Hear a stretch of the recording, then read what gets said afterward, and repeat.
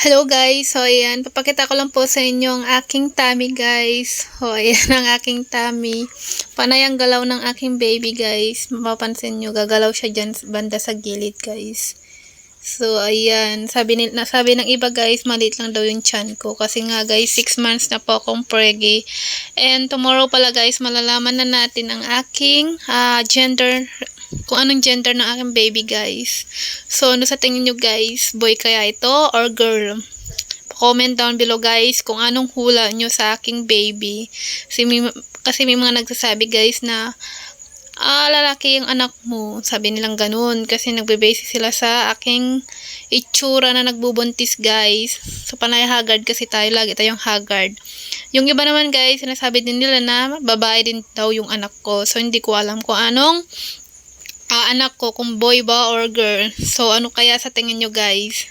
So pa-comment down below na lang kung anong hula nyo sa aking baby. So ayan, yung tiyan ko ngayon okay pa. Makinis pa ang aking tiyan. Ewan ko na lang after ko mga anak kong ganyan. Pare ang itsura ng aking tiyan. Sobrang thankful nga ako kay Lord guys kasi nga nalagpasan ko ang first trimester and second trimester guys.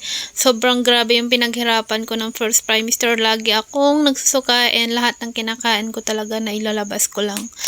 And sobrang nanghihina ako palagi guys. Kaya grabe, thankful ako kasi nalagpasan ko yun hanggang second trimester. And ngayon guys, nasa third trimester na tayo. And so excited na makita ko na yung baby ko paglabas niya. Hanggang ngayon nga guys, nagsusuka pa rin ako. Pero hindi na katulad nung first trimester and second trimester. Okay pa pala ng second trimester. Pero nung first trimester, grabe yung pinagdaanan ko guys.